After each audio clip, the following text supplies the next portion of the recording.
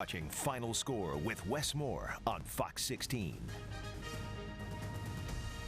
All right, it is time once again for Hogtastic or Hogwash, and you can tell we're bringing in Nick, who's got the pink suit, really getting into the holiday spirit. It's Valentine's Day, Troy. You got to be themed, right? And so are you with the heart glasses and everything? Look, check out these bad boys, right? We're doing Valentine's Day right. I think we are. I mean, we're maybe not because we're both single guys, but I think we're doing it the best we can. Yeah, I don't need a date today. I got this show. This is Hogtastic, what we're doing right here, okay? So now we're getting serious. The glasses are coming off. All right, we got to talk about Arkansas men's basketball this week. 2-0, they beat Kentucky, and they also beat number 10 Missouri. Are we going Hogtastic or Hogwash, okay? 3, 2, 1. Okay.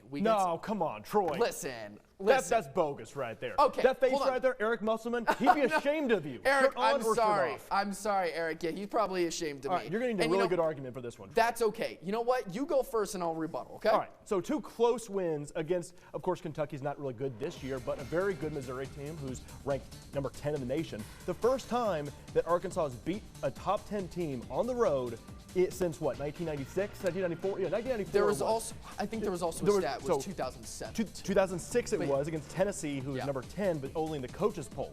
So a win like that, there's no reason how you could put up Hogwash. I know they could have won in regulation if it wasn't for that play right there, giving Missouri the ball back. But what ended up happening in overtime is Arkansas pulled it out, and they showed that they can overcome adversity in both the Kentucky game and against Missouri, and that's why I'm giving them Hogtastic. Listen, I totally see how a lot of people think this is Hogtastic. I mean, how could you not? 2-0, and both wins are on the road against 2 historically great teams, especially number 10 Missouri. But I'll start with Kentucky first. Kentucky is not the team we are used to seeing in the past. This is not the team that all these players grew up watching. Kentucky, I hate to say it, is kind of garbage this year.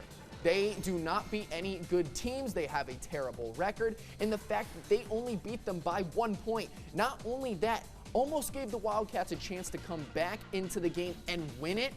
That was scary. That almost became Hogwash, and that would have been a really hard game to recover from. And then Mizzou, listen, I totally get it. Top 10 team in the country. However, I even asked Coach Musselman afterwards, Mizzou didn't have Jeremiah Tillman. The guy, the first time these two teams played, he had 25 points and 11 rebounds. He put up a double-double. Yes, I know Justin Smith wasn't playing in that game either, and that's exactly what Coach Muss said. But I don't know. Jeremiah Tillman is one of the best centers in the country. That is straight from Coach Musselman's mouth. I think he would have been a difference maker in that game yesterday. And honestly, so if Tillman's in the lineup last night, I don't know if Arkansas wins. Well, Justin Smith was in the lineup the last time they played Missouri. Then Arkansas might have won. But they lost by 13. So Arkansas beat a Missouri team by, what, 5 points? In overtime.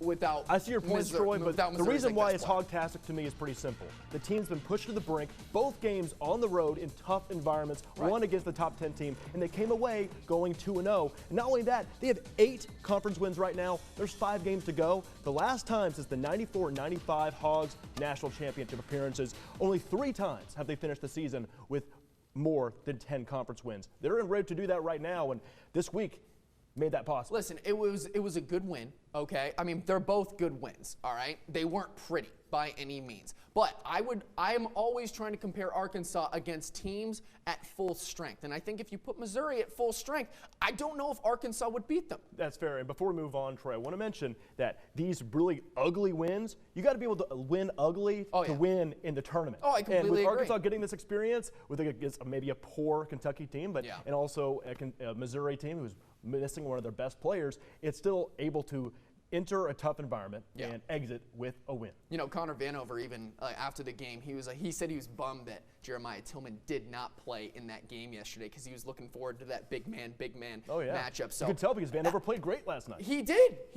But I mean, not in the first half, but in the second half, there's nobody better than Connor Vanover. So, you know, listen, I'm not taking anything away from Arkansas. I love that they're winning. I think that's fantastic for the program. I just want to see them beat the best when the best is at their best, if that makes sense. 6 conference wins in a row. I'll take that. That's Hogtastic. Now only one more ranked opponent left on the regular season schedule, and that is Alabama. They got to beat them, too, if they want to continue to bolster That's going to be that statement win. Right. Yeah. Of course, Alabama's kind of on a skid right now. They're not as good as they used to be early in the season, but a win against Alabama would really secure Arkansas's position. And right now, they're number 2 in SEC standings, tied with LSU. A win against Bama might get them right there in that number 1 ranking if they don't lose any of these other games. It'll be close. It'll be close. Yeah. My last point before we move on to Arkansas women's basketball: if you beat the Lakers without LeBron, did you really beat the Lakers? Sure, but if you were playing, if the Mavericks were playing without Luka the previous times they played, then it kind of goes hand in hand.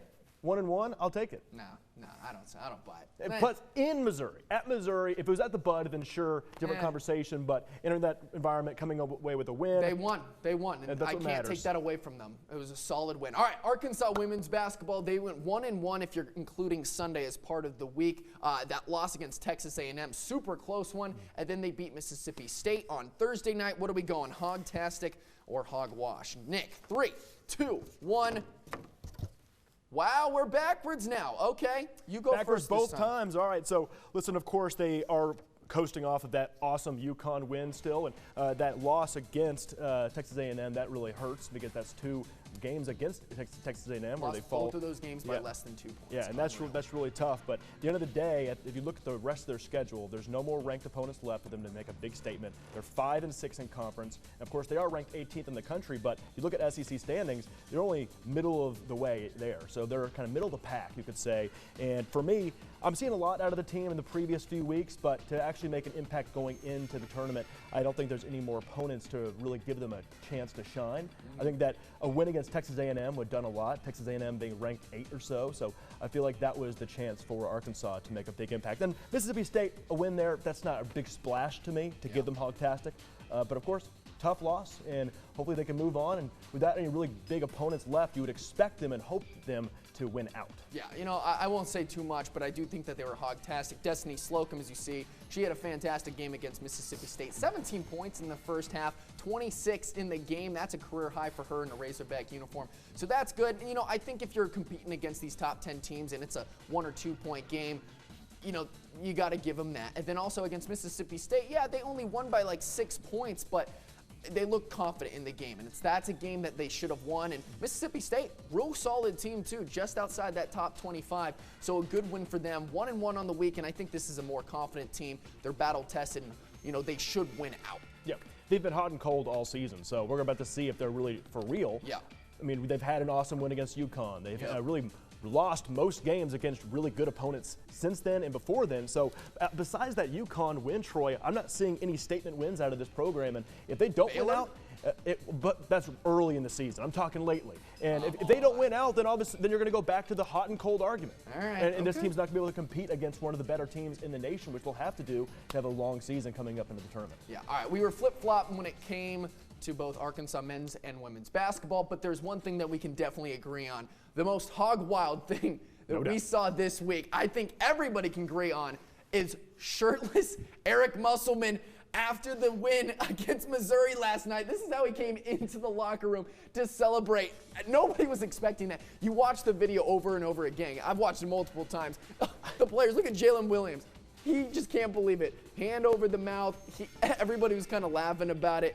You know, I asked Coach Muss after the game last night. I was like, Coach, most coaches keep their shirt on during the celebrations, but you've been working out? And he pulls out like a Jolly Rancher. He's like, yeah, but these Jolly Ranchers are killing it. Hey, that Diet Pepsi is helping too on the sideline, right? It really is. I mean, I want to be at that physique at age 60 or whatever he is, right? So, yeah, great job for Coach Muss, and you can't rein in Valentine's Day with a more lovey emotion right here with the players. Oh, I think we can, Nick. Actually, this was a little more hog wild than this Valentine's Day card that we eventually made. Can we bring that up real quick? I think we got it. Oh, we made a Valentine's Day card. Oh, I thought I had it. I guess I don't. That's okay. It said there it is. You must be my Valentine. That's pretty hog wild. That's pretty hog wild. I'd like to see the shirtless Muss instead, but outside of that, you know, it's awesome. You know, that blew up social media last night. As it should have. That is great. Well, happy Valentine's Day to you, Nick. I'm loving the pink suit. Right back to you, and I'm loving the heart glasses and pink tie and the whole get up. Man. And we wish all of you happy Valentine's Day. That's what Valentine's Day is all about. Hey, when we come back, we're going to tell you about a star basketball and football player for Conway and how he's going to be playing football for Ole Miss next season.